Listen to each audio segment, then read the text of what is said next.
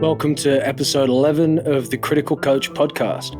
If you want to support me, you can do so by getting some gear from the website, thecriticalcoach.com/shop, or simply share some of my content on your social media platform of choice. If you enjoy the podcast, follow it on Spotify, subscribe on YouTube, or give it 5 stars on Apple Podcasts. In this episode, I'm talking to William Bindley, a student of and tutor for philosophy and mathematics. I invited William on to talk about philosophy of science, which is generally divided into 2 questions. How should science be done, and what is science for? Now, our plan was to spend an hour covering each question, but that's not how it played out. We got most of the way through the first question and then ran out of time. So we'll continue our conversation in a future podcast. We do wander off the path at times, but I really enjoyed our conversation, and I hope you will too. If you want to see more from William, check out his YouTube channel. Link is in the description. Cheers.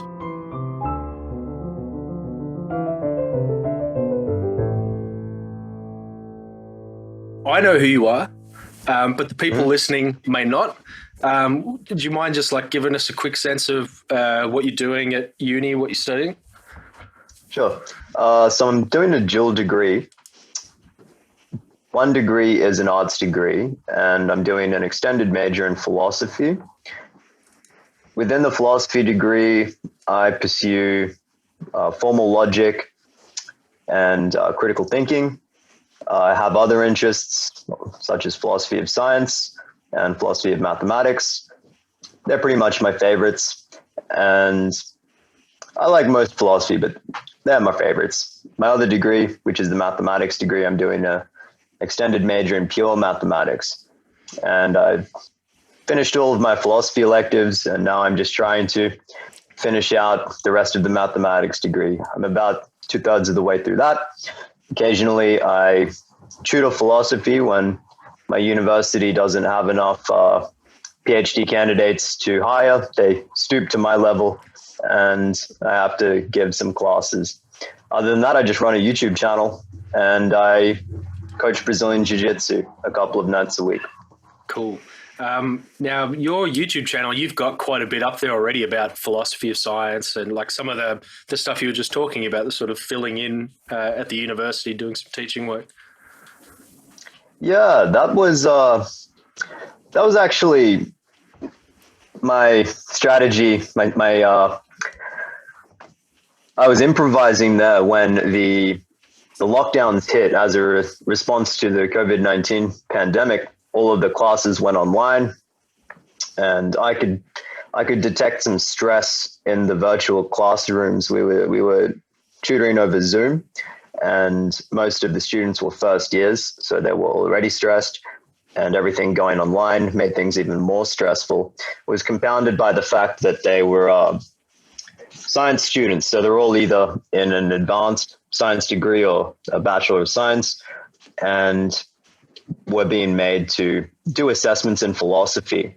So I thought that they might have needed some extra help if they were confused or not knowing how to proceed with their assessments. So I basically uploaded all of my tutorials to Zoom, and before I knew it, I had students emailing me wanting to do more Zoom sessions. And I figured, well, if I record them, so long as I have permission from the students, then other students could benefit. And ended up going on the Blackboard site, which is the teaching platform for the course. So yeah, at first it was a bit of a problem of how to get all the students to see it. Otherwise, some students would be getting extra help than others. So yeah, that wasn't planned. That's how that came about. But it's up there. It's public. Anyone can watch it. They're pretty long, so I would maybe just wait until some of them are 6 hours long because students are just asking questions. But it's all live, and I plan to make actually a philosophy of science series one day on my YouTube channel, and that'll be much shorter. Yeah, that'll be really cool. Okay, so let's talk about, so the main thing I wanted to talk to you about was philosophy of science. And when we were sort of talking about it offline beforehand, you're saying it's essentially like two sides to that idea, right? Yeah, the debates in philosophy of science kind of come under two different categories, and at least historically they have. And the first one is more about how to do science, how to define science, and what the appropriate method is for doing it. The second question is more about the purpose of science. What does it achieve, and what's it actually for?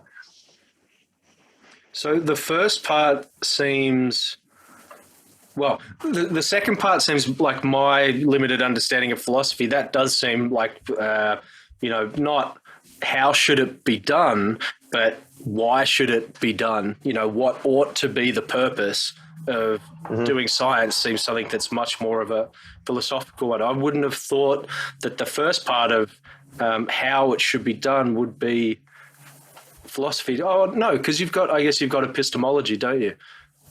Yeah, you can think of philosophy of science as being a sub branch of epistemology. In fact, some philosophers think that epistemology is pretty much all nonsense unless you're doing philosophy of science. It's like they think epistemology just pretty much comes down to doing philosophy of science. They are not all that common, but they exist.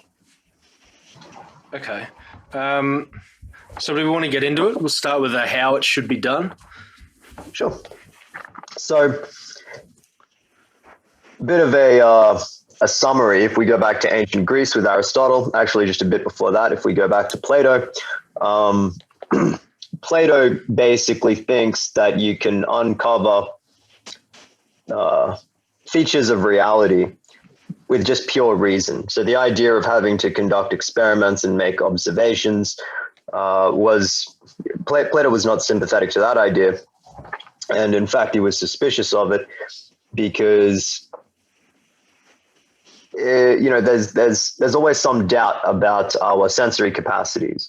Okay. Even if our eyes aren't playing tricks on us, or any of our other sensory organs are not playing tricks on us, there's always some doubt as to whether or not they actually deliver information about the world as the world actually is. And for various reasons, Plato thought that to actually understand the nature of reality, you had to reason about it rather than make observations. Aristotle was the other way around. Even though Aristotle was Plato's student, he was much more of an empirical philosopher. So often they describe Plato as a rationalist, someone who thinks that reason is the foundation of human knowledge. And often Aristotle is described as an empiricist, someone who thinks that observation or experience, and when I say observation, I don't just mean visual observation, but an empiricist typically thinks, or by definition thinks, that experience is the foundation of knowledge. But there is some risk in taking early modern philosophical terms and superimposing them on ancient Greeks, because those ancient Greek philosophers would not have really have heard of these terms before, but that is a difference between the two of them. And it's not really until Descartes, who is much later, he's before Sir Isaac Newton, but well after Aristotle. So Descartes, around about the 17th century, I think, he's the person, along with Galileo and a few others, who actually start making arguments as to,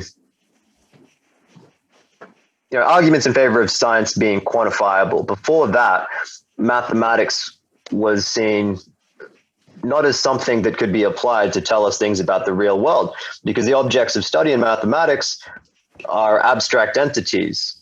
Like, for instance, the number 2, you can't bump into the number 2 whilst walking your dog on the way to the corner store. They just the objects that are discussed in mathematics don't seem to be any feature of physical reality whatsoever. It seems like a completely separate, ideal, abstract realm, perhaps only existing in cognition, perhaps not. We don't know. But how could that tell us about our everyday common sense world? Descartes kind of overturns this view, and we get Newton after that, who is famous for being a physicist, but nowadays we'd really call Newton a mathematical physicist because most of what he was doing was building the mathematics that underpin physics. He wasn't conducting a lot of experiments. He did a few, but not many. And there's an explosion in science. They don't make much progress on Newton's work. For about 200 years, there's not much substantial improvement until we get Einstein. And around about Einstein's time, we have these people called theological positivists. Before that, we had Francis Bacon. And Francis Bacon is the first person to ever talk about scientific method. No one used the term scientific method so far as we know before Francis Bacon. And he comes up with this method that's come to be known as naive inductivism. And naive inductivism is typically the view of science you'd get from a layperson. If you ask them, how do you think science works? At the time, it wasn't called naive inductivism. It was just called inductivism. Later on, we realized there's a problem with inductive reasoning. This is much later. So this is around about Einstein's time.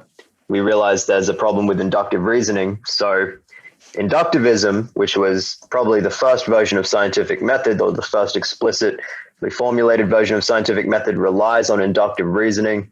I realize I'm throwing out a lot of terms here, which I'll probably have to explain at some point. And that's why it came to be known as naive inductivism. Then we get the logical positivists. They are a combination of philosophers, physicists, and mathematicians.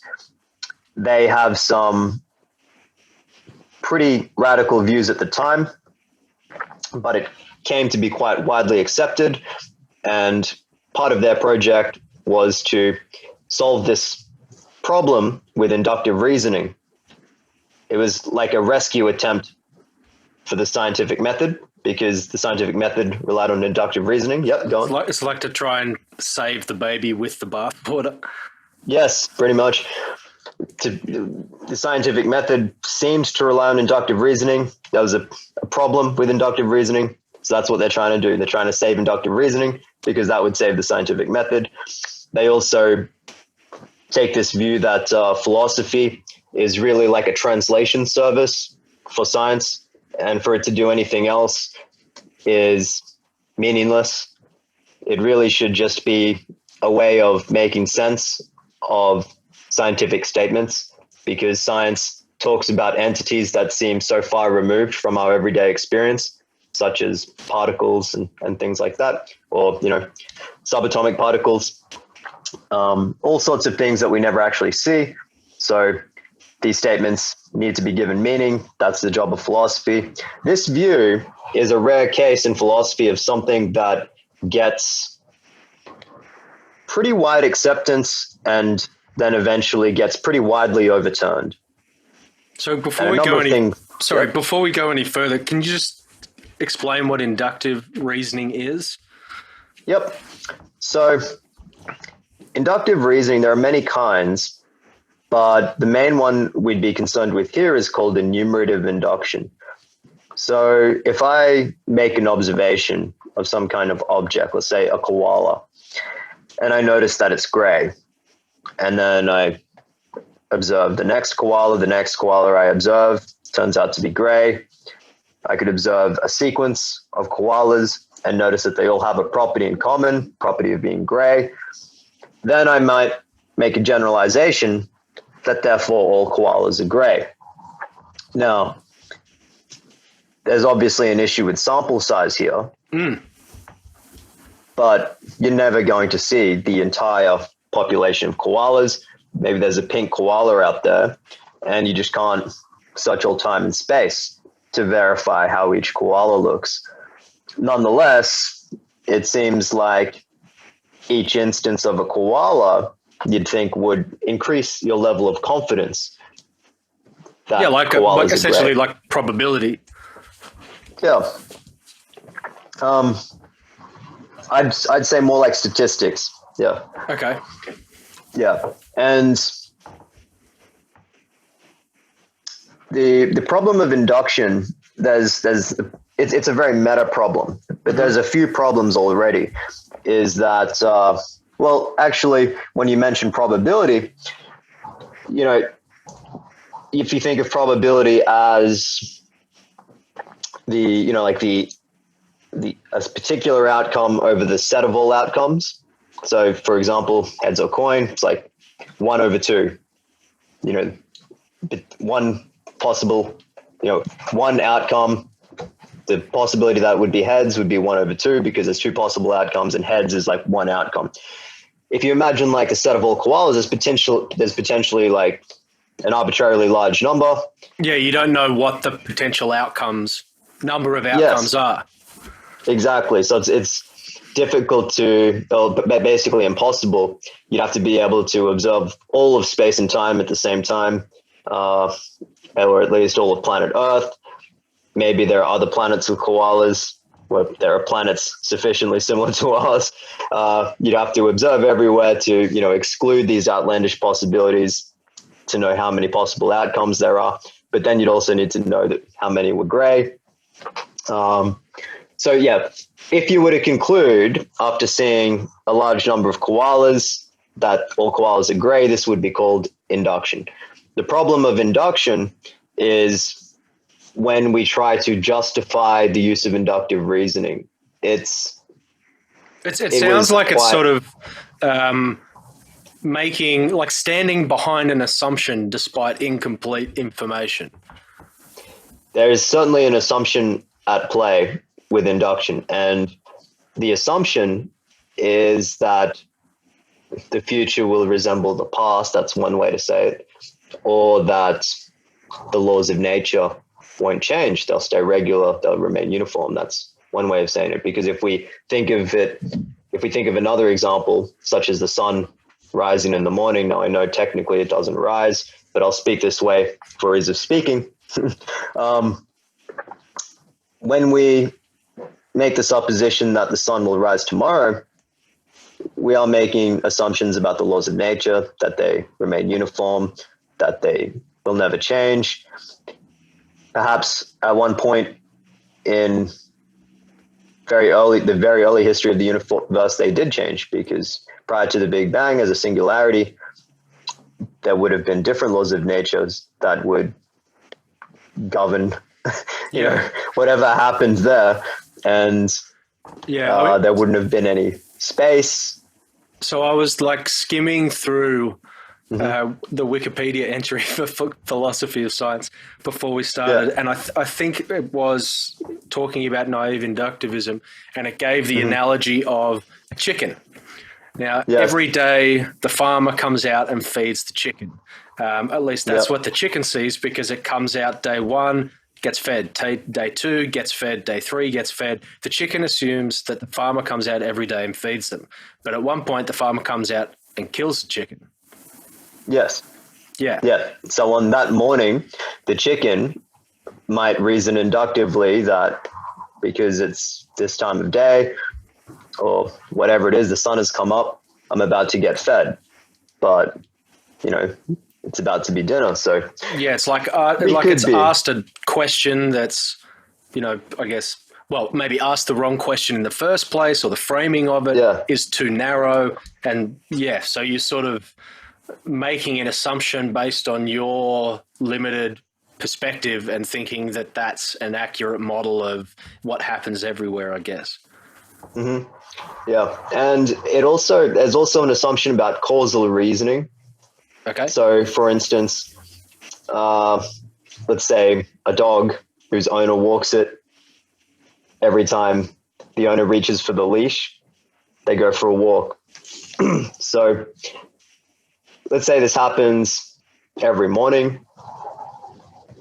And on one particular morning, let's say nothing is any different. So the dog is reasoning inductively that, oh, my owner's reached for a leash. Every time in the past that my owner has reached for a leash, we've gone for a walk.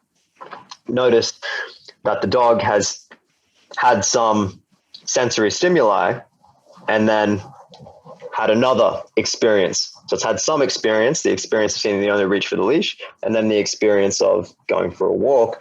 Okay, the dog might think that the reaching for the leash causes the walk.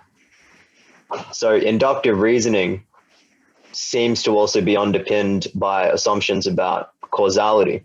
And there is an issue in being able to know whether or not we are just seeing events constantly conjoined happening before and after each other, and whether there's any causality between them. It seems that it's difficult to say anything extra over and above just that you see some event A happen followed by some event B. What does it mean to say there's an extra relation at play, which is causation or causality? Yeah. How do we know we're not reasoning just like the dog reasons? So it's sort of, it sounds similar to the mistake of assuming that correlation proves causation beyond merely implying it. Yeah, actually, I would even take a step back and say that correlation never implies causation. I think. Oh, really? Yeah. That's a common fallacy in statistics, that correlation implies causation, because implies in the everyday sense, some people use it synonymously with suggests. Yeah. But in mathematics and philosophy, implies means that it's guaranteed. So if A implies B, whenever A is true, then B must be true. Yeah. Okay. So yeah, because I guess you think of, if someone says you need to consider the implications of your actions, they're really using it as a synonym for consequence rather than suggestion. Okay. Yeah. So you get it's like a demarcation problem within the language. Mm-hmm. Yeah. So this is all to do with the problem of induction, but what really happens, where the problem really comes up, I should say, who it's credited to, a philosopher named David Hume, who is slightly after Newton. He's one of the empiricists, and he was heavily influenced by John Locke. Yep. Who, funnily enough, trivia thing about him is that the U.S. Declaration of Independence kind of plagiarizes his work a bit. Yeah. Yeah, because he wrote a lot about society and liberty and, Yes. Yeah. I think it's the second treatise on government, I think, where you hear about what appeared in the U.S. founding documents as life, liberty, and the pursuit of happiness, put almost in the same terms by John Locke. But anyways, Hume's heavily influenced by him. I've sort of derailed the conversation a bit. That was me. Question. That was 100% me. I brought you down with me. But so we were talking about, I think, potentially trying to save the scientific method with naive inductivism. I think that's where we were. Now, naive inductivism was the one that... trying to save it from... Yeah. So the problem of induction made any attempt to come up with a scientific method very difficult, because it seemed that scientific method needed to rely on induction. And this was being carried out by the logical positivists, even though the project eventually was a failure. Most of them admitted that the view wasn't going to work eventually. And you really should think of it as a movement rather than a view. Logical positivism, these were the ones who were carrying out this rescue attempt. They all had different views themselves. So it's more like a movement. And it's a huge rabbit hole to go down that road. But it's known under two labels: logical empiricism and logical positivism. And just to give you a sense of how much of a rabbit hole it is, there seems to be widespread agreement that those two terms are not synonymous, that there's some difference between logical empiricism and logical positivism, but there's no consensus on what the difference is. Yeah. So eventually along comes Karl Popper. Yep. And you can't get far in philosophy of science without hearing about him. And if you take a step back, and I mean, obviously the view is complicated, but when you just look at what's going on a big picture level, it's aesthetically like it's so simple that it's aesthetically pleasing. He's like, well, we're just not going to use induction. It's kind of like cutting out a skin cancer, right? It's like, well, if this thing's problematic, then just get rid of it. And the way he does that is with some principles in deductive logic, some rules of inference called modus tollens, which is Latin for the mood of denying. So the logical form is if A, then B, not B, therefore not A. So the idea is, I'll give an example. Let's suppose in high school or primary school or whatever, probably primary school when you hear the story, your teacher gives the students chocolates when they do their homework. Yeah. It would be a pretty weird high school. Sounds pretty good to me. Yeah. And suppose the teacher always hands these chocolates out to the students who finish their homework, and you're wondering if your friend John did his homework last night. So you might come up with a hypothesis. And the if A then B part is, if John did his homework, then he'll get a chocolate. All right. Suppose you go to class, teacher gives out the chocolates, John didn't get one. So that's like the not B part. John didn't get a chocolate. Yeah. So then you could say, therefore, John didn't do his homework. So you had this hypothesis, and what happened was it became falsified.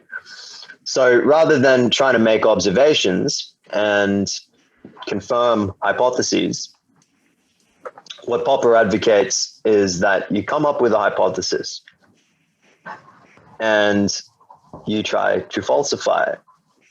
And if it just doesn't get falsified for a very long time, if it stands up to the test of time or the tribunal of experience, then it just gets accepted as our best knowledge at the time. But we keep in the back of our minds that we might one day find out that it's false. So Popper thinks all scientific theories, all scientific knowledge, scientific laws, basically are like this. There's no such thing as conclusive proof. We just have a lot of evidence, but we know that a single piece of counter evidence might one day show us to be wrong. It's a bit like if John was so reliable and did his homework every day, and you thought, well, John always does his homework. You only need to see him skip doing his homework once to kind of refute the universal claim that he always does his homework. So, the idea is to try and prove yourself wrong. Yeah, so I think I've seen it as like a survival of the fittest approach to scientific theory. I wonder whether a lot of people know, when they talk about a fact, at least outside of mathematics, what they're really talking about is like a theory as opposed to a hypothesis, something that is the strongest explanation available for, what something is or why it occurs. It doesn't mean that it's proven without any risk of being wrong. It just means that it's stood up to multiple attempts to disprove it and has survived in spite of it, which means it's more and more likely a reliable model for reality. Yeah, I think that's a pretty good way to sum it up. And if it's rather difficult to accept that scientific knowledge doesn't get conclusively proved in the same way that, for instance, Pythagoras' theorem and trigonometry can be, consider what would be the case if the scientific method actually proved hypotheses true or theories true or the like. Well, we would be done pretty quickly, I think, because once you've proven something, that's it. It's not subject to revision. If there's a mistake in the proof, if you find out later that you were mistaken, well, it wasn't a proof.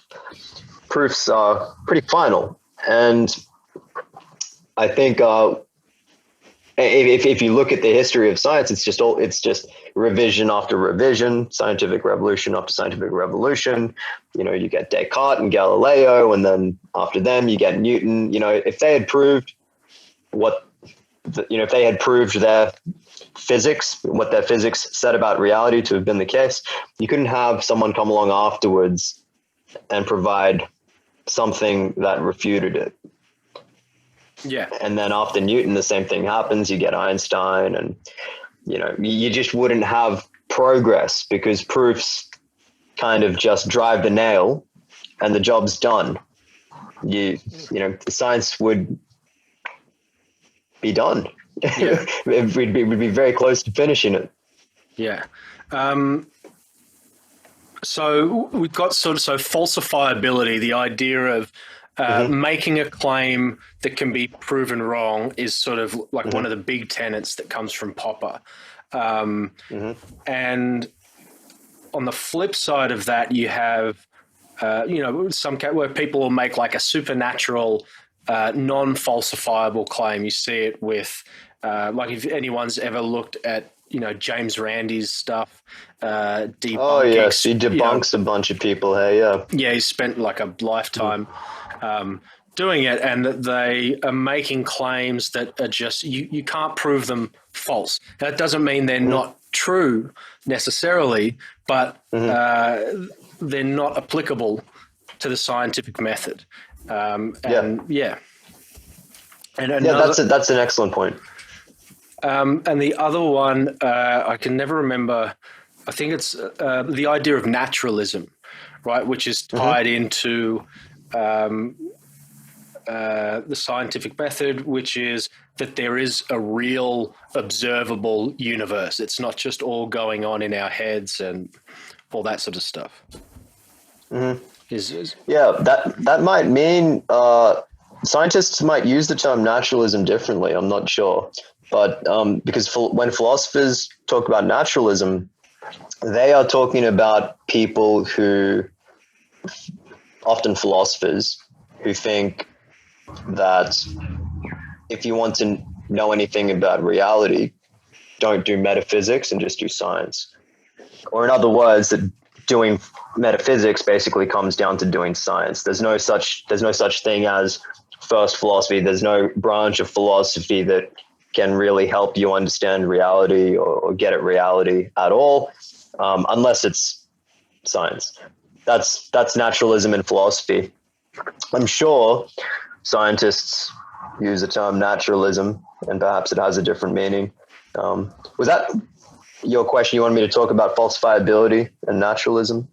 I'm trying to remember. I think it's. I can never remember whether like it's the naturalistic idea or naturalism, which is one of the assumptions that, if you're going to collect data on a phenomenon to try and, prove that it is, it's probable that it exists, implicit within the assumption you can measure it is that there is a real objective reality. And it's not just, observation. It's not just a reality inside your own mind, that there is a real knowable world that can be measured.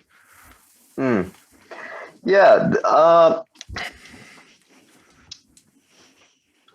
I'm not sure what the term for it would be, but I think it is an implicit assumption that most philosophers have, and even more so, most scientists have. Because if you don't make this assumption, it can be difficult to see what the point of proceeding would be. Exactly. But I would have to do some reading. But I suspect that there have been scientists. This would be going back some time, back in the times when scientists were referred to as natural philosophers anyways, that may have suspected that there might not actually be this mind-independent reality out there. And so George Berkeley maybe had a view like this. I know he had is this like getting into views. Panpsychism sort of stuff?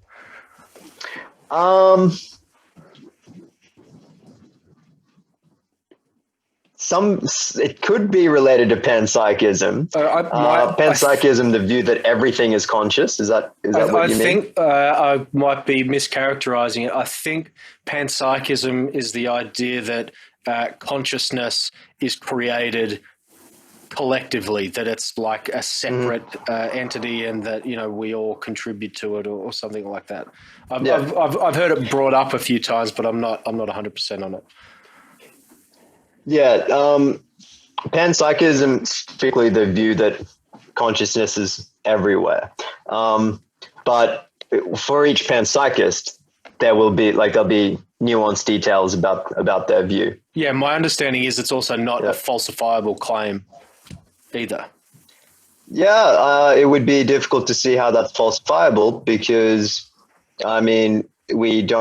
the only reason we think rocks aren't conscious is because they don't typically display the characteristics that we associate with consciousness. Of course, for anyone who wants to claim otherwise, the burden of evidence is on them. Yes. That rocks would be conscious. But it's difficult to see how you could falsify the claim that those kind of objects are conscious. This is made worse by the fact that we don't have a consensus definition of consciousness as well. No. Yes, that would certainly make things difficult. But as far as the falsifiability stuff goes, Popper sees it as basically a demarcation principle for pseudoscience. Now, pseudoscience doesn't have to be a derogatory term for some kind of information, because then statements like 1 + 1 = 2 would be pseudoscientific because it's not false. It's not a falsifiable claim. You can prove that 1 + 1 = 2. You just use the axioms of arithmetic if one isn't convinced. So it means like you have to accept the I don't know what you call it. Like if you're going to say that 1 + 1 = 2, you have to accept certain ideas about mathematics, that this represents this. Yeah. Yes. Yeah, exactly. Yeah. That's actually a common misconception too for people who don't work with proofs a lot, is that people tend to think that you shouldn't assume anything if you want to prove something, but it's actually the other way around. If you have no assumptions, you can't prove anything. You need to start with like an axiomatic system or something like that. Yeah, but I guess similar to you gave it a specific name before. I can't remember what it was, but it was essentially like the skepticism inherent in the system that you can't necessarily know for certainty that something's. Oh shit! I've lost my place. I've lost what I was going to say. I've gotten completely distracted by terminology. Oh yeah, I think we started off with falsifiability, then we went on to panpsychism, and then we went on to I've just been rolling. I hope no one's going to try and draw a mind map from this conversation, because it's going to be. That'd be difficult.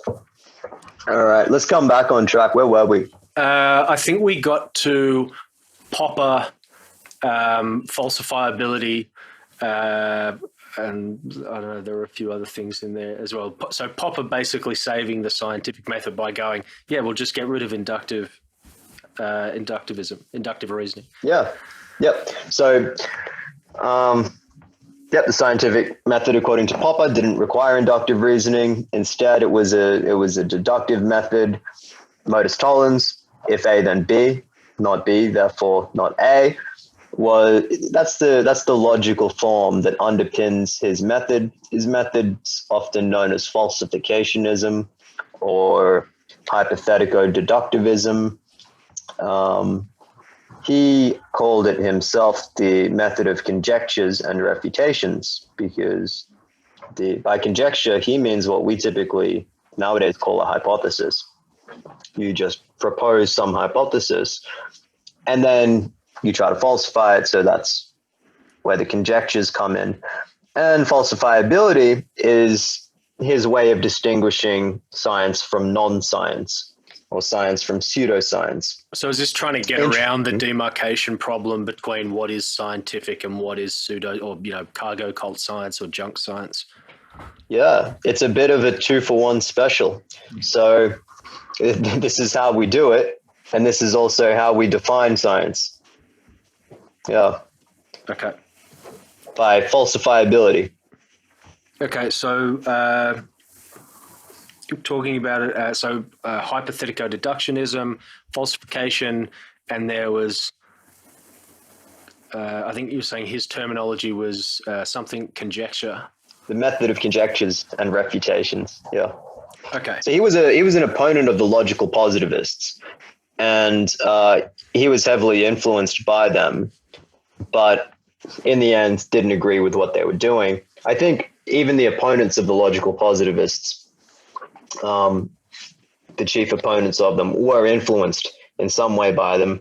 I know Einstein was influenced by them heavily, but then even Einstein changed his mind about, it seems as though he changed his mind. Many famous philosophers were heavily influenced by them, including as well as other famous mathematicians. But eventually the view died, and they all kind of gave up on it, realized it wasn't tenable. It's a rabbit hole to go into it. But what they were trying to do was provide a logical system for induction, kind of like a formal language in which they could formulate statements, a bit like mathematics or formal logic. We have logical systems that allow us to model deductive reasoning. And they were looking for a similar thing with inductive reasoning, and the project just never could work.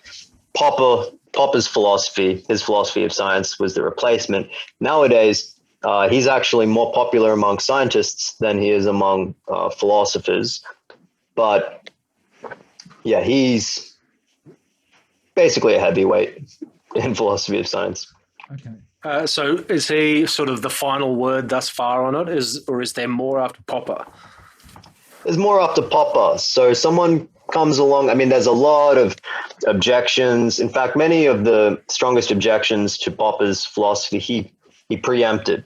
He had already came up with his response, it seems, and thought about these issues. But after Popper, we get someone named Thomas Kuhn. Now, interestingly, Kuhn is regarded as a philosopher of science, but he's really a physicist.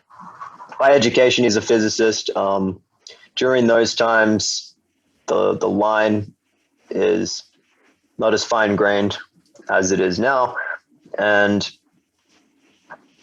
Kuhn basically said, well,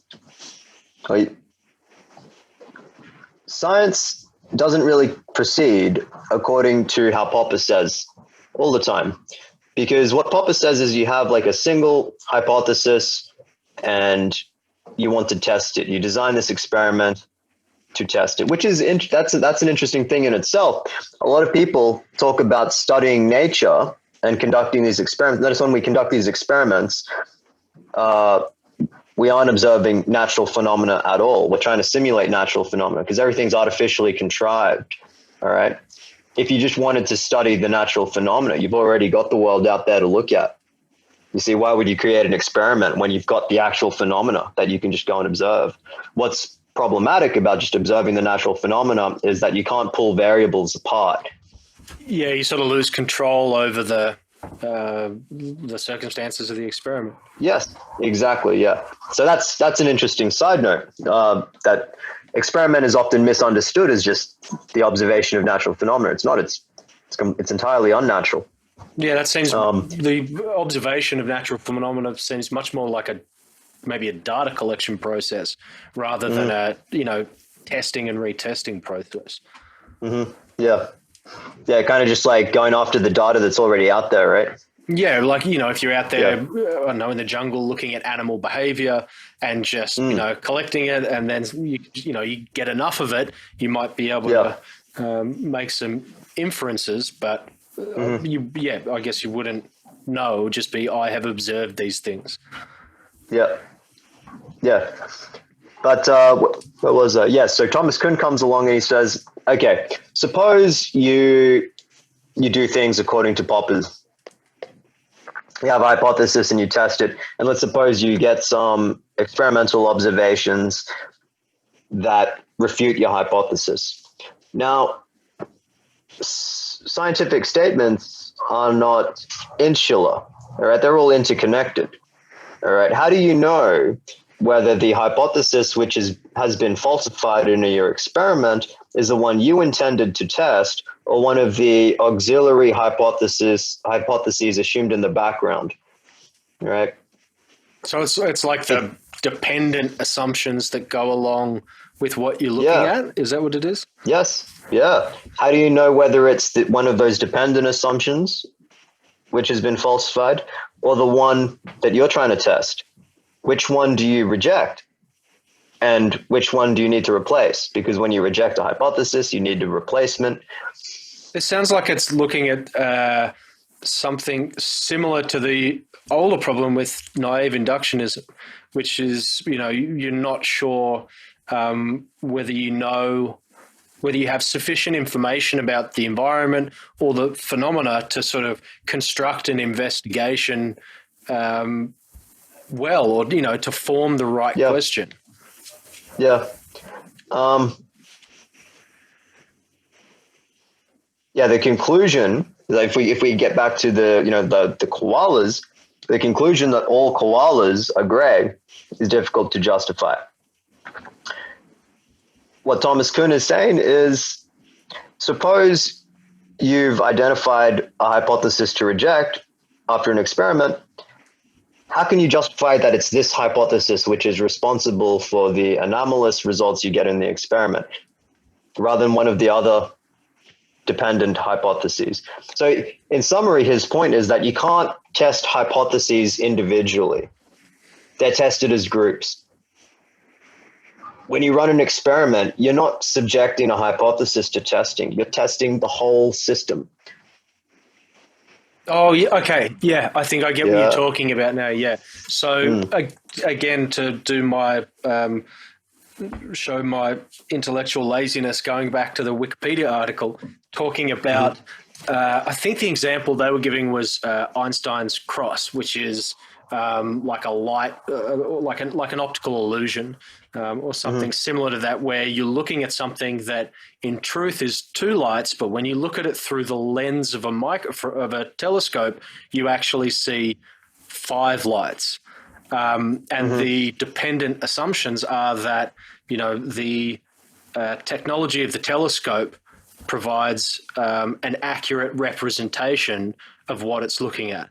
And then the assumption that the eyes provide an accurate idea of what the telescope is seeing. So, there's like these these assumptions that are all tied to each other, I guess. And, exactly. So it could be that the eyes work fine, the telescope does not. It could be that the telescope does not, that could be that the telescope works fine and the eyes do not. Perhaps both contribute to the error, both do not work. Now, the case in which both work fine, there's been experimental error, right? Something's gone wrong with the design of the experiment. There's been some mistake. But that's a good example, because it's not immediately obvious where the flaw was in that process. Exactly. Yeah. And notice that there's a circularity issue as well, because in order to determine what you see through the microscope, the eyes are being used. So, if the hypothesis is to test the microscope, then this question comes up. of whether or not the microscope is actually responsible for seeing what we did not expect to see. And this is what Thomas Kuhn is getting at. You just tested the entire visual sensory system and its tools. It wasn't just the one thing you cared about. Yes, exactly. That seems like it's putting a huge. I can almost like if he came out with that, I would want to argue the validity of it just based on the fact that my potential workload will go through the roof if what he's saying is true. Oh, it's so the whole game is at risk when this happens. So what he does, what Kuhn does is he says, so you've got these periods of normal science. And during those periods, things pretty much happen according to how Popper says, because you've got this dominant system, you've got this dominant framework. He calls it a paradigm. It's the dominant scientific paradigm at the time. Right now, it's, in our time, it's, quantum physics and relativity theory, right? And eventually, enough anomalous results add up from experiments. We get too many observations. We get too much data from experimental testing. You can think of this paradigm as like a floor that can hold a limited number of anomalies. Suppose the anomalies are heavy. And when they add up, the floorboards just collapse. And with that, the paradigm no longer works. And so this is what's called a period of revolutionary science. And he's saying in these periods of revolutionary science, where we need to move to the next paradigm, but we don't know what it is yet, it's a very busy time for scientists, and things don't behave according to how Popper says at all, because everything is going wholesale. Basically, physics, for instance, if the thing occurs in physics, it's kind of getting replaced. Now, when it comes back, we're going to have some of our words still from the previous physics. We'll have words like mass and gravity and things like that, but they'll probably undergo drastic redefinitions. So, for instance, Newton's gravity and Einstein's gravity, completely different things. If gravity, if Einstein's correct about gravity, Newton has to be wrong, because basically, what's the difference between Einstein and Newton's gravity? Well, suppose Newton says gravity is like X. And then you say, well, Newton, what do you think gravity is? And he says, basically not X. That's it. That would be like, just take Einstein's. Yeah, you can have one or the other. Yeah. It's just the complete opposite. It's a door is closed, door is open thing. Yeah, but you keep the term. And we would be totally justified in inventing a new word for it, because it's just a completely different kind of concept. It accounts for the same kind of observational phenomena that we see, objects that seem to be falling towards the earth, all right? But they're entirely different entities. And, Newton's and Einstein's gravity. And I mean, gravity is a pretty central thing to a physical theory. If drastic changes to our conception of gravity happened, and it seems like it's going to take a lot of other things down with it, because so many things are okay. Yeah. So that's what Kuhn says, is that basically when these scientific revolutions occur, these periods of revolutionary science, they are wholesale replacements, and often the scientists of the day that were working in the dominant paradigm before it collapsed are often very hesitant to accept that the paradigm has collapsed and look for a replacement, because that means a scientist his whole career has been dedicated towards, and your capacity to fulfill the responsibility, the position is demonstrably not up to task. Yeah. And I mean, there's some once in a century geniuses out there, but it's a period of time for which there are no experts on the subject. I like Eric Weinstein's definition that if you're doing something that's never been done before, you are by definition unqualified for the task. Oh, yeah. Like, so if you're in that revolutionary science period, look, everyone has knowledge of, say, physics or biology or whatever it is, but there's been such it's essentially a leveling event. It's sort of, okay, well, we've all got to freestyle our way out of here until we, figure out well, I guess we'll just go through the process again and hope that you come up with better models this time around. Yep.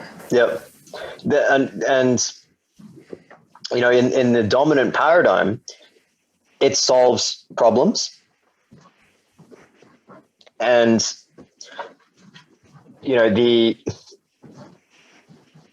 the change to another paradigm can be, it can be unappealing because there are a lot of problems. Well, there are a lot of problems in a current paradigm. Like, for instance, suppose we're living in the current paradigm, it solves a lot of problems. And if that paradigm's gone, we don't know how to solve those problems in physics. So, for instance, you think about the kinds of problems a physics student might get at university on an exam or homework or something like that. The next paradigm doesn't exist yet. So it seems like there's going to be this period of limbo where we don't actually know how to solve the problems that we thought we could, or puzzles. Very simple ones. You imagine, I don't know, like an object of mass m falls from a height of L, and, with what force is it going to hit the ground? Of course, the calculations in the next paradigm would probably yield the same results as what the dominant paradigm yields, because that's a pretty well understood phenomena. What would change would be our explanations for why this occurs, not what occurs. We're probably not going to change our minds about how hard it will hit the ground, or, with what speed it will fall, because, we're able to observe that a lot. But when we are solving these equations, like mass equals force times acceleration, or, force equals mass times g, the gravitational constant, we don't even know what these mean if the dominant paradigm is dead. Yeah. So it can be unappealing to move to the next paradigm because people are very comfortable in a dominant paradigm. Yeah. So, this is essentially what happened with Einstein.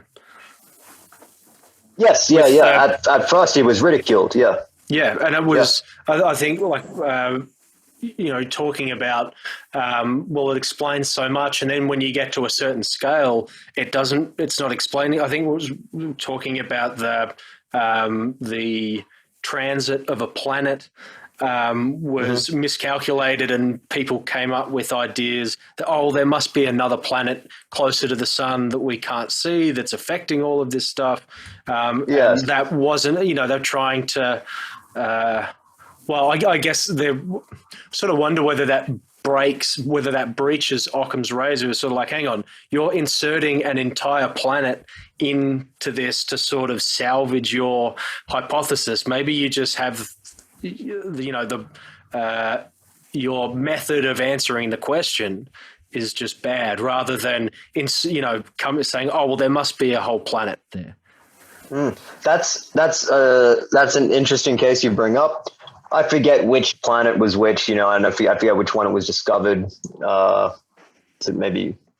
What I mean, transit of Neptune? Venus? Yeah, I think there were perturbations in the orbit of Mercury, and I'm probably mixing up the planets. And then they discovered another planet because the orbit was off. So, gravity must have been affecting its orbit. But the Occam's razor point is pretty interesting because To violate Occam's razor, there's many different kinds of Occam's razor, but this is sort of the standard one. To violate Occam's razor is to introduce new types of things, not just new things. So, for instance, if we already believe in planets, then we can introduce as many planets as we want. Oh, okay. Without violating Occam's razor, because planets are already something we believe in. But if we, for instance, didn't believe in, let's say, Transformers, Decepticons and Autobots, because we don't believe in them, presumably, to introduce them would be a violation of Occam's razor. So the distinction here is between types and tokens.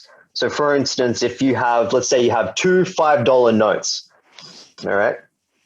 There's only one type there. Yes. Like one type of note. But there are two tokens. There's like two individuals, two copies of a $5 note. So that's a type and token distinction. To violate Occam's razor, you can introduce tokens of things which you can introduce as many tokens as you want, so long as the type already exists. So I can introduce as many $5 notes to explain some kind of phenomena as I want, because we already believe in $5 notes. But if we don't believe in $763 notes, I'm introducing a new type, and I'm violating Occam's razor. Okay. So if planets are already something we believe in, that's okay. But of course, you don't want to just start throwing planets around willy-nilly. Yeah, to fix your math. Yes, yeah. Okay, so we were talking about Kuhn. We were talking about scientific revolution and how, when it turns out that it's not just one assumption that's wrong, but it's that assumption and the series of assumptions upon which it's built become compromised. It's sort of kind of like the Wild West. Yeah. So there's this period of time in which there are really just, let's suppose that the collapse of the paradigm happens in physics. Well, then all of the physicists at this time, who society defers to as experts on physics, are really just non-experts, because the thing for which one could be an expert in just doesn't exist at that time. The next paradigm might not exist. So an example of this is the shift from, Aristotle's view of the solar system to Copernicus's view. So the Copernican revolution, in which we realize the Earth is not the center of the universe. And, to be fair, when the Copernican theory was in its infancy, it actually was not as good a theory for explaining the movement of the planets. A theory that actually placed us at the center of the solar system made more sense of our observations at the time, before Copernican theory had matured. Copernican theory could not account for what was called retrograde motion, I believe, and I'd have to read about that again in order to give a precise account of what retrograde motion is. But I just remember that's what the problem was, and it turns out that often when the candidate for the next paradigm comes around, the next dominant framework comes around, it's not as good at explaining the world around us as the previous one, even though the previous one has collapsed under the weight of the anomalies that came from experimental observations. And another classic example is the shift from Newtonian physics to Einstein's physics. At the time, that was very radical, to suppose that space and time are not distinct entities and are really just two different characteristics of the same entity, is, even in our time, even to me, who has done a little bit of relativity theory, that is very counterintuitive, because it's almost as if I can feel the difference in experience between moving through space in a room and reading the information provided by a digital clock or an analog clock, it seems very difficult to think that we're experiencing the same thing there. It's very counterintuitive. So the next paradigm that comes around is often ugly and scary looking. And there is a saying, it's a joke, but there may be some truth to it. It might be one of those it's funny because it's true kind of jokes. But the saying is that in order for the next paradigm to actually take root, all of the prominent scientists of the time need to die out. Yeah. It might be a bit extreme, but something of that kind. There might be a bit of truth to that. Oh, I suspect it's probably it has, I guess, just age-wise, the potential to be more true now than ever, because people are hanging around in academia for decades longer than they would have, 50 years ago.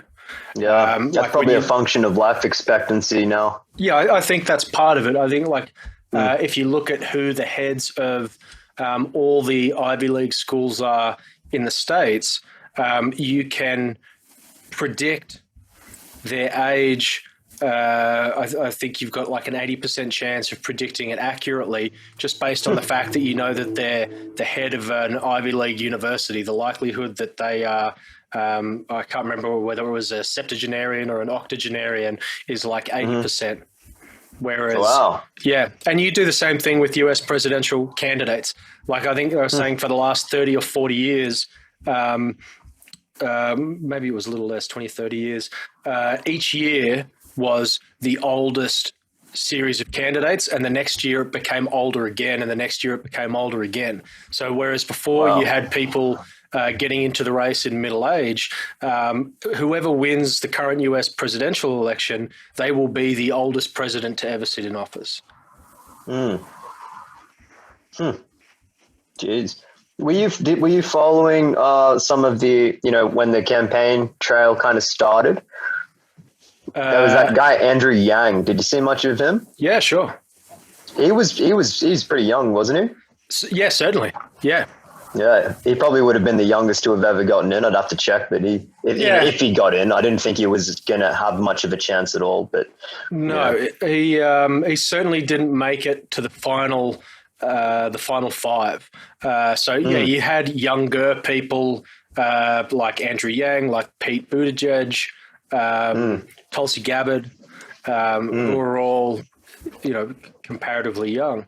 But then, you're left with like Bernie Sanders, Elizabeth Warren, Joe Biden, and I can't remember who the other two were, but they're all 70 plus. Yeah. Yeah. It's like watching an extreme sport nowadays, following US politics, eh? Oh, dude, it's nuts. It's completely brutal. Yeah. I'm sure there's a whole bunch of, philosophy of ethics, moral philosophy sort of stuff tied into that. I don't know if you've ever read any Jonathan Haidt's stuff. No. Familiarize me. So I think he's a social psychologist. He's written a bunch of books. The one of his that I've read is The Righteous Mind. And it basically look at moral philosophy and the sense that people on the left versus the right have different preferences significantly, and they share them with people on the right, but they're amplified to different degrees. Yeah, so I can't remember what all of them were, but I think for people on the left, they're more likely to be higher in caring and fairness, but you get a demarcation problem between the left and the right, which is that they define fairness differently. And I think he was sort of getting at, the right look at it as equality of opportunity, whereas the left is more redistributive and looks at equality of outcome. And then he talks about how people actually rationalize. I think it's probably made me more patient and sympathetic with, or empathetic, I'm not sure which one's the right one to use, with other people than anything else I've ever come across. Basically says the way that people work is they have an emotional reaction, and then the rationale is used to justify the emotional reaction. And having a higher IQ doesn't make you more rational. What it allows you to do is come up with more persuasive rationales, but you're still largely driven by emotion. And it's it's interesting how that feeds into science and the scientific method, that, you're trying to do something that ideally should have as little bias involved in it as possible, but it's impossible to remove it from the equation entirely, especially at the individual level. But you can leverage competition to try and mitigate the effects of that bias. So, one person puts out a study like, look, there's going to be some inherent personal flaws involved in that process. Hopefully they don't get out, they don't come through to publication. But if they do, there's someone else who wants to make their bones by proving that person wrong. And we can use that competition to try and mitigate the effects of, confirmation bias and motivated reasoning. That sounds like a fascinating book. I'll have to get the details of it after this, and that's something I'd be very interested in reading. I find the comment about having an emotional reaction and then rationalizing after the fact very interesting, because when we were talking about David Hume before, who came up with the problem of induction, which I should say for anyone listening, I pretty much just mentioned and made a few comments about. I did not explain it in detail. But, that was proposed by David Hume. And David Hume actually held a similar view, pretty much the same view. And I think Hume comes up in the book. He says, I think if I'm remembering correctly, he's like, Hume got it right. We are not rational actors. We are emotional actors. And the rationale is, he uses the analogy of a rider and an elephant. The elephant is the emotion and the rider is the rationale. And the rider's job is to convince himself and other people that he's in control of the elephant. So the elephant starts to turn left, and then the rider goes, turn left, turn left, turn left, to try like, I'm in control. And when the elephant speeds up, he's like, speed up, speed up, speed up. So he's always sort of one step behind, but he's convincing himself and convincing other people. Yeah. That's a nice analogy.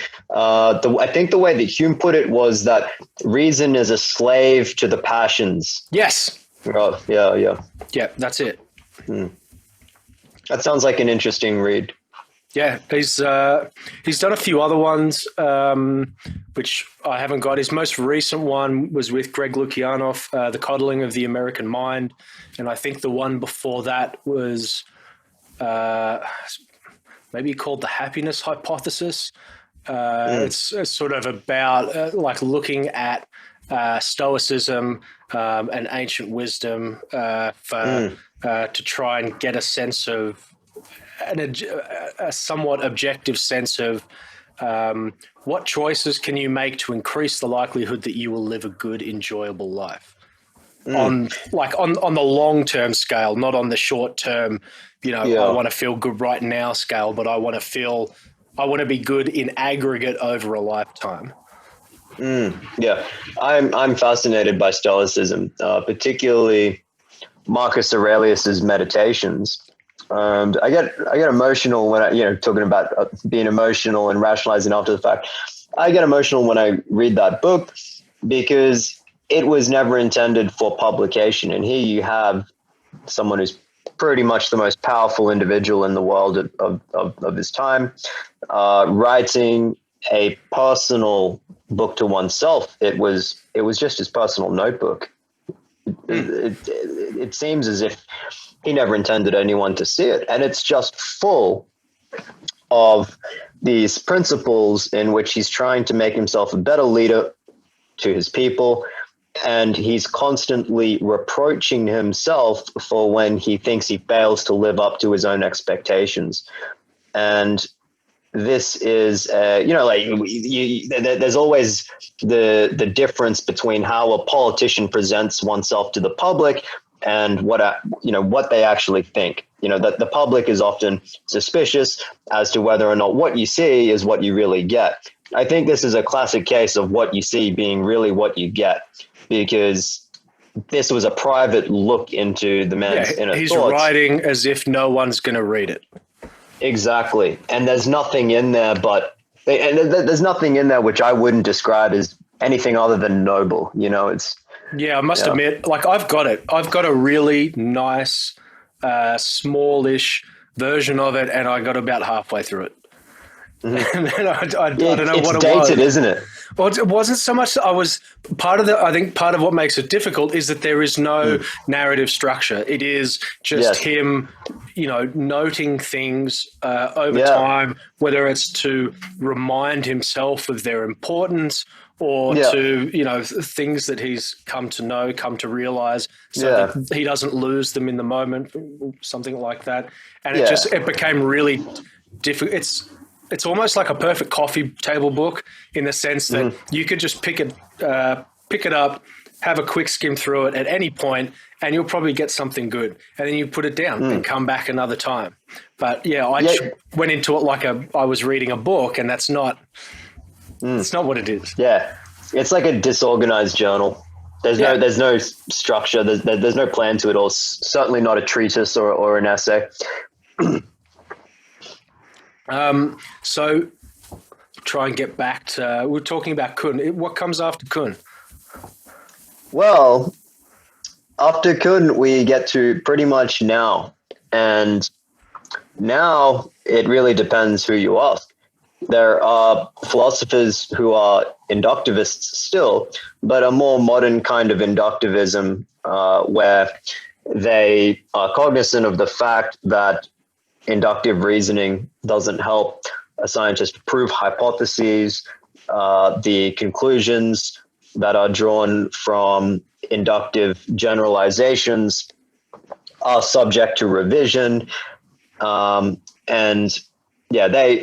inductivists who are cognizant of the problem of induction and the challenges it poses to science, and they try to deal with that problem. Would that be something similar to, I guess in a modern sense, like data mining, where you're just looking for a pattern and then you investigate it to see whether it's something you should care about or not? Yeah, that might be that's pretty much how the method goes about. But the main difference is that typically the data you're going to get are going to come out of contrived experiments you've designed, rather than just sort of like mining the data that's out there in the world. But pretty much that's how scientists who have an inductivist approach would, in a broad way, go about things. But the inductivist philosophers of science are concerned with how we can give this process a firm epistemological foundation. So, for instance, if you look at mathematics, you can say, well, how do we know that it makes sense to talk about these mathematical objects? A pure mathematician points to set theory. You see, it's like, just like a physicist will point to atoms, how can we sort of make sense of there being all these tables and chairs and orchestras and symphonies and cabbages and kings around us in the real world? A physicist can point to atoms or whatever particles compose atoms and say, oh, it's just these things. They make everything up. And all you have to do is believe in atoms, and then you can believe in everything else. All you have to do is believe in sets, and then you can believe in calculus, and you can believe in derivatives and all that kind of stuff. For the scientific method, it's not as much it's more of an epistemological problem rather than a metaphysical problem, like with the atoms. So there's a slight difference there. But the inductivists need to be able to point to something and say, you see, this is on firm foundations, and now you can go ahead and you can use inductive reasoning, fine, and you don't have to worry. Or they're going to have to say something like, well, it's problematic, and this is how we mitigate the problem. This is how we try to avoid it biting us in the butt. Yeah, it seems like you need a lot more checks and balances to sort of limit the likelihood that you're going to fall into some of the traps that would be, easier to fall into with inductive reasoning. Yes, basically.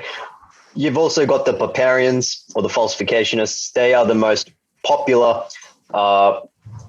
type of view in working science at the moment. So most scientists are Popperians, who actively try to falsify hypotheses. But interestingly, they still speak quite loosely, especially when they're speaking to the general public. So you hear people like Neil deGrasse Tyson talk about science has proved this and that.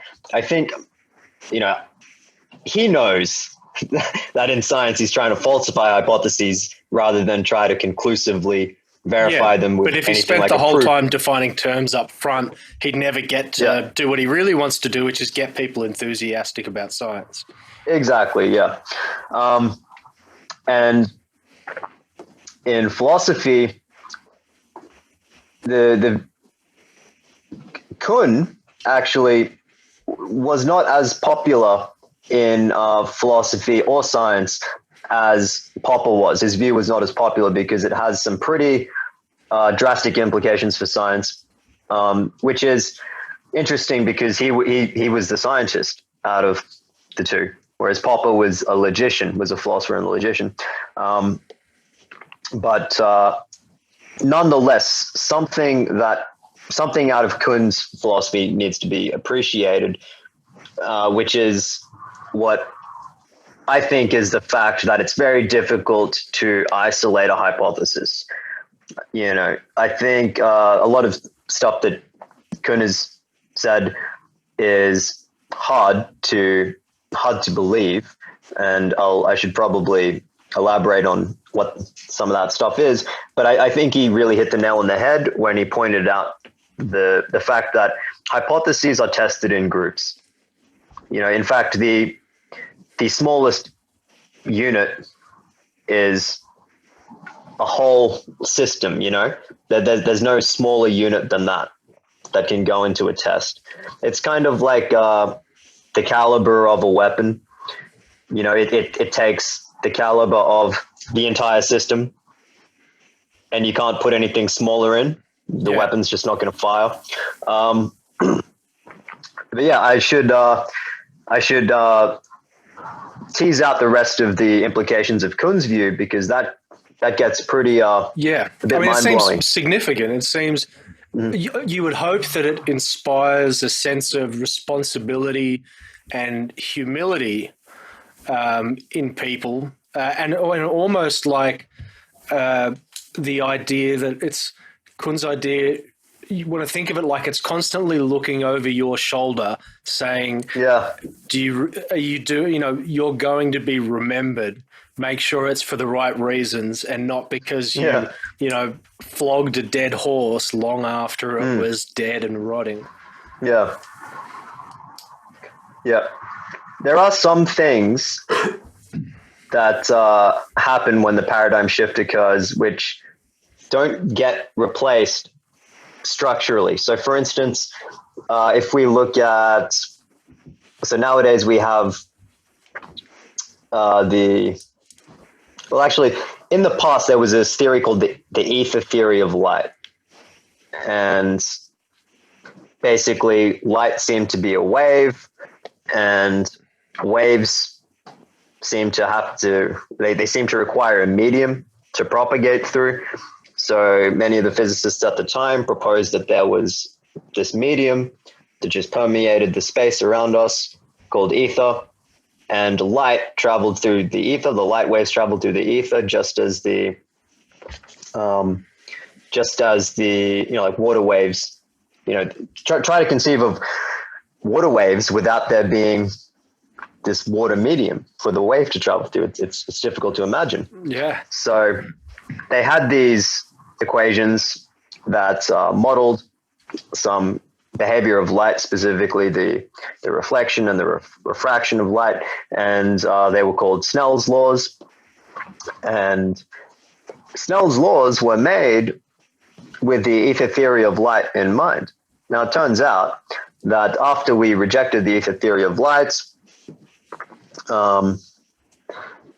these equations survive. And after the replacement theory comes along, these equations still survive. They still describe how light works. We just don't believe in an ether anymore. So what has to happen in a paradigm shift is that the successful parts are structurally preserved in the shift from one paradigm to another, even though the kinds of entities that this part of the theory describes might drastically undergo redefinition. The best example is Newton's physics. So for instance, we know Newton's physics is false, but NASA still uses Newton's physics to send up satellites and things like that, because that part of the theory is structurally preserved. The values that come out of the equations, how the math works, the predictions and calculations, they all work in Einstein's theories, so long as objects aren't approaching the speed of light. So whatever Einstein's theory says about objects which are not approaching anything close to the speed of light has to preserve what Newton said. All right. It doesn't have to preserve the why. No, it but just the equation's still, yeah. So it's almost like, I guess if the theory is the equation, go, well, the equation still predicts the outcome, but what it is you're including in the equation is incorrectly described, but the equation actually predicts reality despite its flaws in definition or whatever it might be. Yeah, pretty much. Now with Kuhn, this is the reason why he was not so well accepted in science, why his philosophy of science wasn't as popular among working scientists, is because it made, and you got to bear in mind, Kuhn is a physicist. It made science look a little bit irrational, and it also made it quite difficult to see how science makes any progress. Because one way that we might measure the progress of science is to take a set of problems that science tries to solve. And you can look at the different theories throughout time. You can go back to Aristotle and his theories about the solar system, and then you look at Copernicus, and it keeps on going. You can look at physics. You can go back to Aristotle's physics, and then you get to Descartes' physics, and then you get to Newton's, and then you get to Einstein's, and then you get quantum physics. Okay, and you can look at all of these theories and rank them according to your set of problems. You can rank them according to how well they solve each specific problem, right? But what Kuhn has said is that the paradigms actually dictate what the outstanding scientific problems are. So there's no way to compare two different paradigms because there's no common measurement. It's kind of like if there was a ruler, a metaphorical ruler for measuring the merit of a paradigm. There's no meta one. Each ruler exists only within the paradigm. So the ruler is context specific. Yes. Yeah. The ruler stands for the problems that are outstanding in the paradigm. And to clarify, I think it's good to give an example. So Newton's laws said that, one of the laws was inertia. Basically, these objects will remain in their natural state of either rest or motion unless some external force acts upon them. So if it's already moving, it should stay moving unless some external force acts upon it. If it was at rest, it should just stay at rest. And it turns out that this is all premised on things being in a vacuum. And it turns out that we're not in a vacuum. So that's why sometimes things are at rest and then they move, and sometimes things are moving and then they stop, because there are always external forces such as air resistance and things like that are affecting an object in motion. So that's why it wouldn't just stay in motion.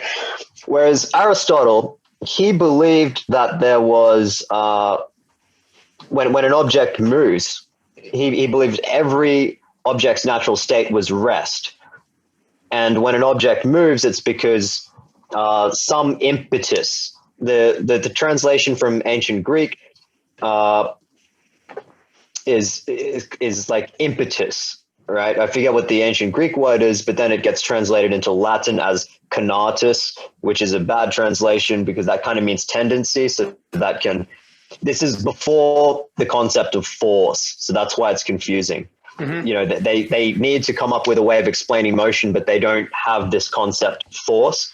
But anyways, it's like a power gets communicated to the object and makes it move. So if you imagine an archer shooting an arrow from like a longbow or something, the arrow's natural state is rest. And somehow a power is communicated to the arrow that sends it in flight. But this power, it's kind of like a fuel tank. It runs out and eventually the arrow comes to a stop. All right.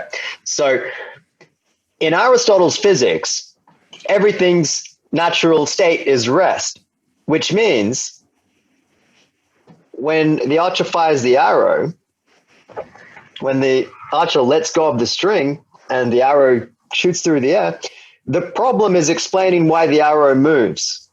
Yeah, because you think if everything's natural state is rest, it's like, where do you get the first impetus if everything's natural state is rest? Exactly. Yeah, that's the problem, right? So why does anything move? That would be the problem to solve in Aristotle's physics. But if you move to Newton's physics, the problem is explaining why the arrow stopped. Once you put it in flight and it's traveling through the air, an object will stay in its natural state of either rest or motion unless an external object acts on it.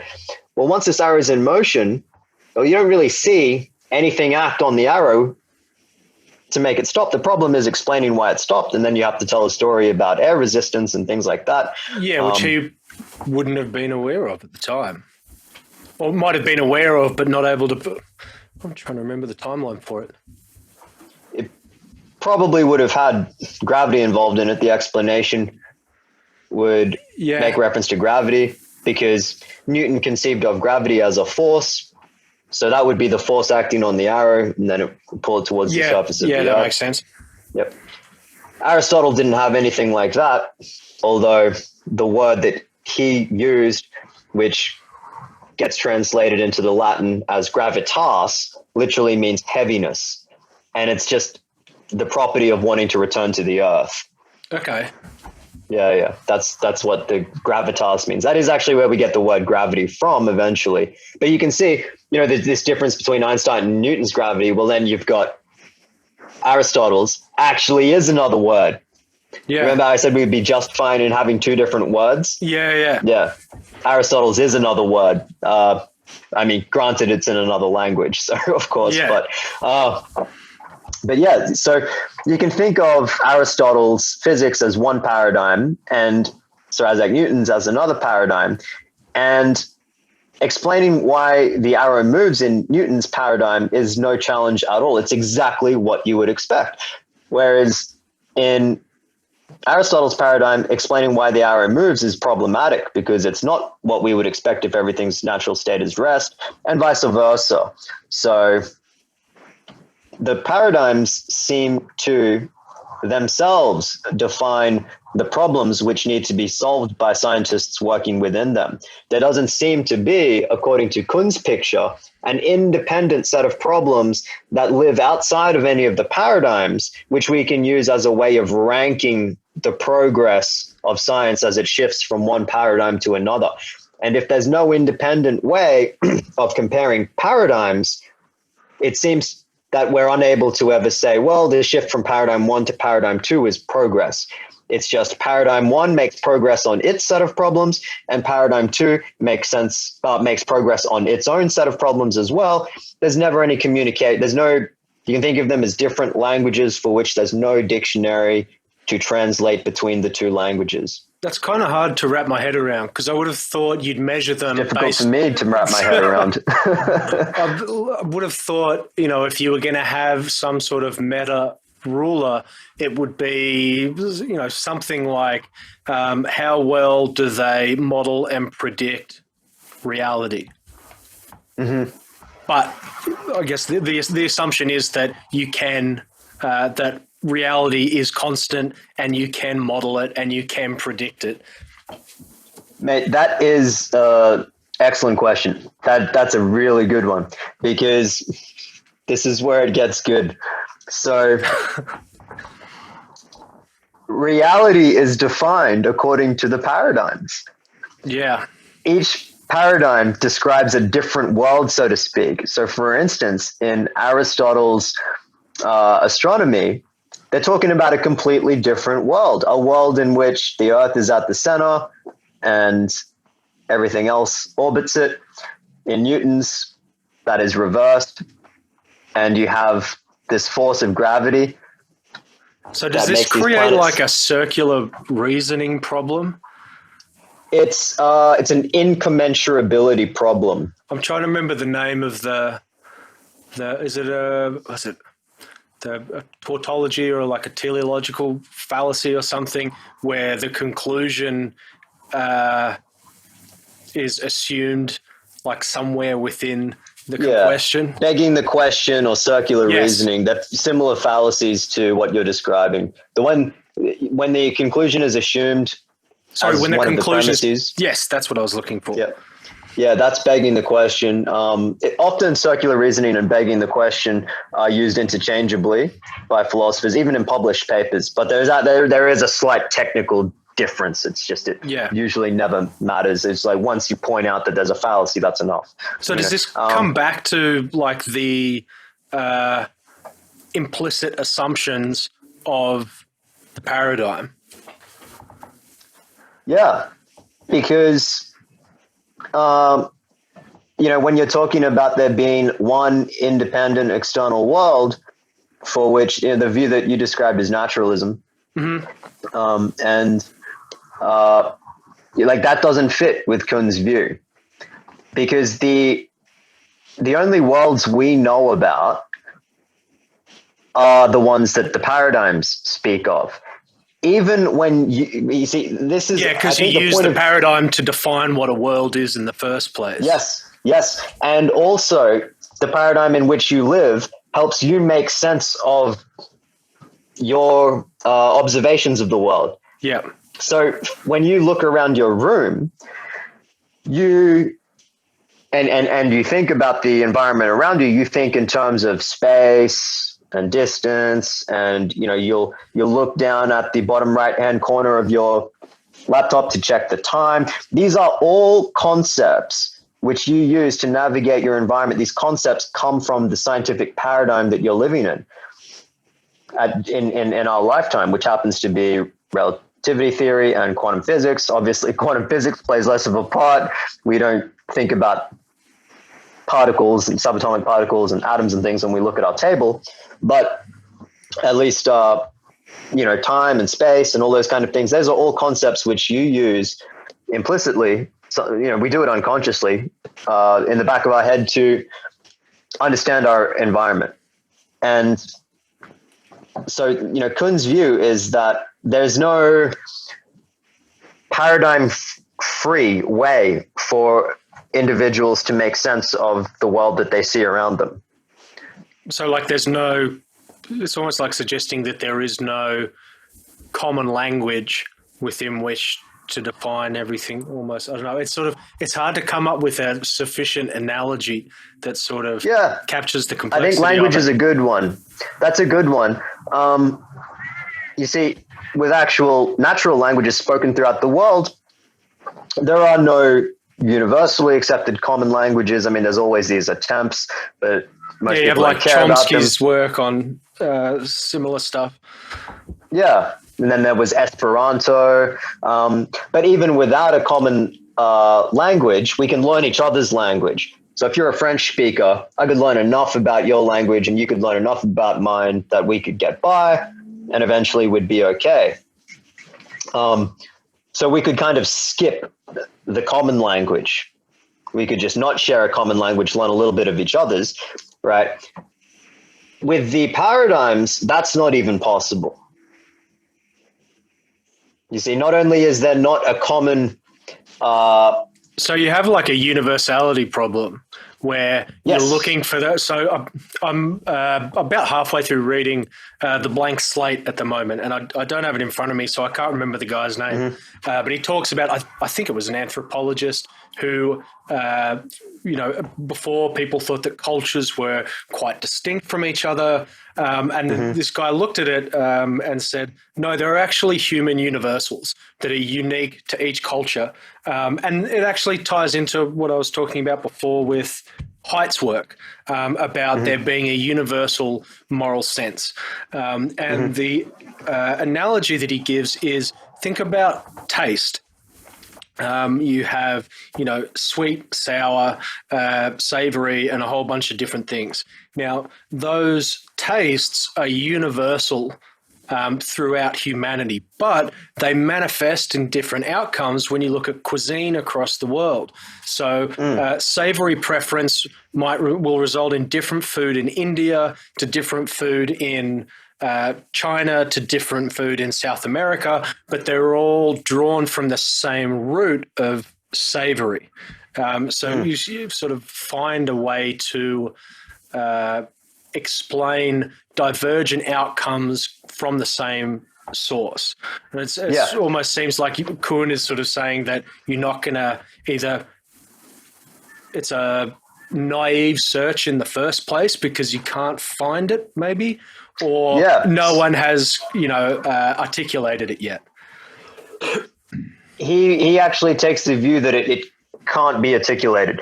So to borrow your analogy, savory is going to have different meanings in each paradigm. So if you are, let's say, like you are Einstein and I'm Newton, we can talk about gravity, but we're talking past each other. We just aren't talking about the same thing. So hang on a sec. Is Kuhn's claim falsifiable?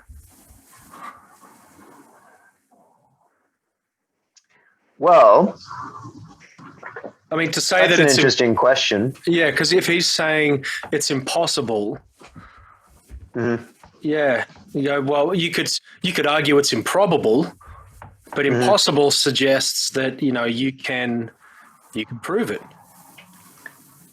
I think the claim that there's a lot to unpack here. There's two things I want to say about that.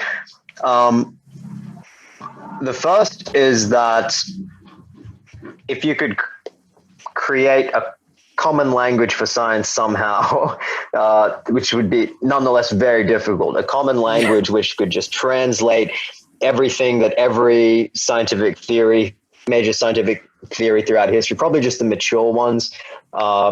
So to take, for instance, from Galileo's time onwards,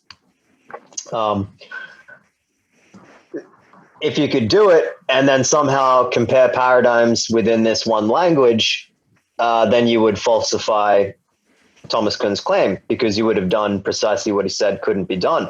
Yeah. But it's very difficult to see how that could be done. Yeah. That does make sense, actually. It's falsifiable, but to falsify it, you would have to create a universal construct for multiple paradigms to reside within.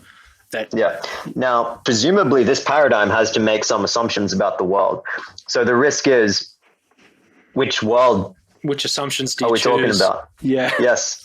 Are you going to pick them from the paradigms? Because then you just push the problem to another level. So the problem that permeated the issue of comparing paradigms is now just being pushed up to the language that we're constructing for comparing paradigms. We've just pushed the incommensurate problem up to another level because the universal language is now borrowing terms from the paradigms.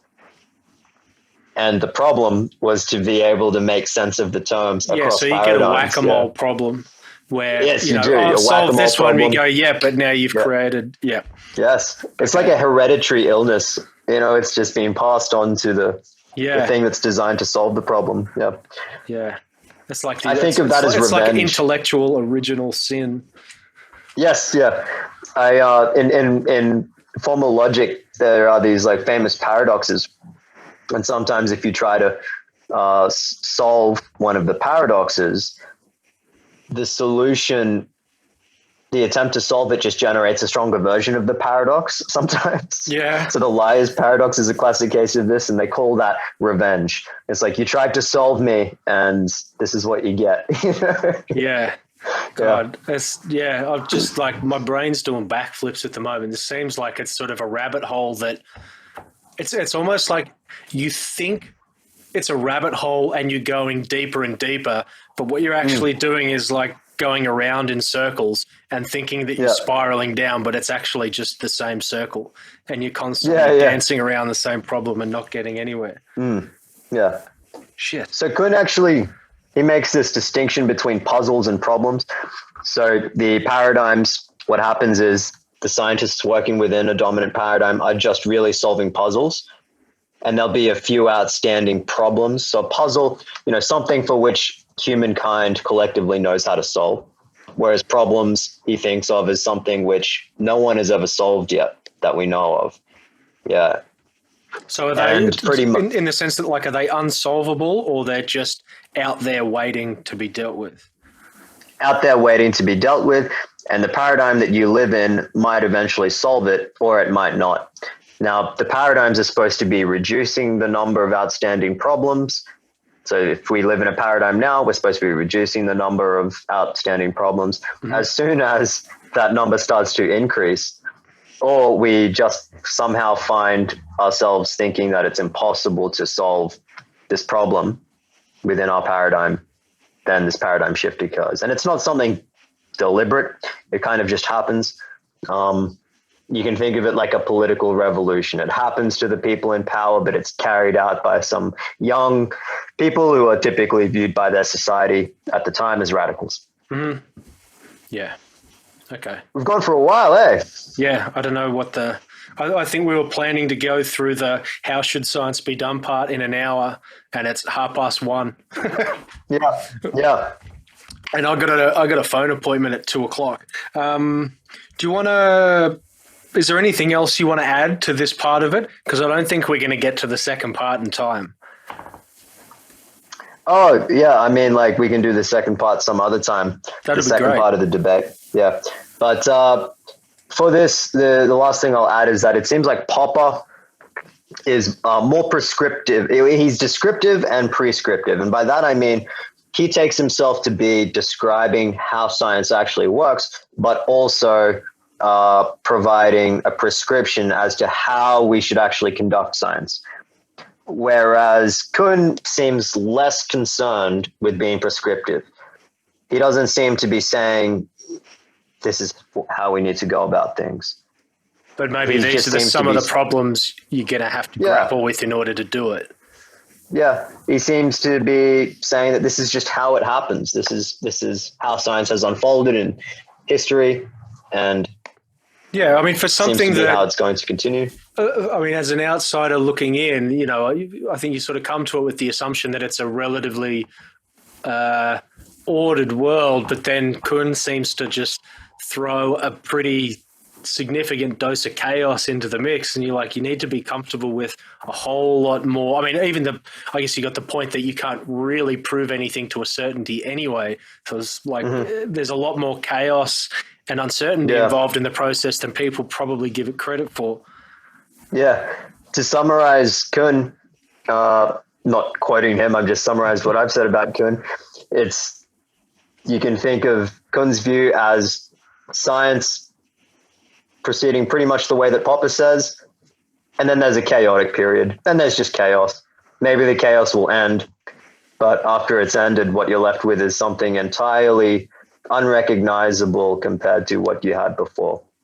Yeah, and that's essentially the natural state of the process, is that it's uncertain and change will occur. Yeah. Which means that if there's one thing we can bet on, it's that we're probably wrong. I mean, that seems like a safe assumption to begin with. Yes, yeah, relativity theory is probably going to be replaced, and quantum physics is probably going to be replaced. Either one will get replaced and the other will stay, or vice, or they'll both get modified so that they can somehow be reconciled with each other. I mean, we know that they both can't be true. Yeah, because I mean, I guess it's maybe the lesson is, don't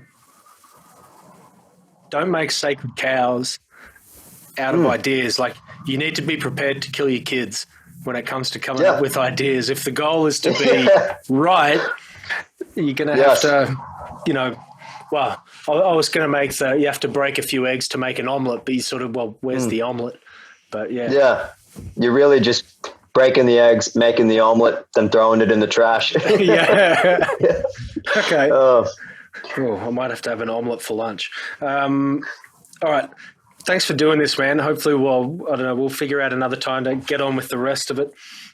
Yeah. Thanks for having me. I enjoyed not only the podcast, but seeing you again. It's been too long. Yeah, it was really good. We'll have to sort it out again sometime soon. Sounds good. Cheers, man. Thank you. Thanks for listening. If you want to see more from William, check out his YouTube channel. Link is in the episode description. If you want to get in touch with me, I'm on Twitter @critical_coach, on Facebook @thecriticalcoach, all one word, and on Instagram as _critical_coach. Cheers.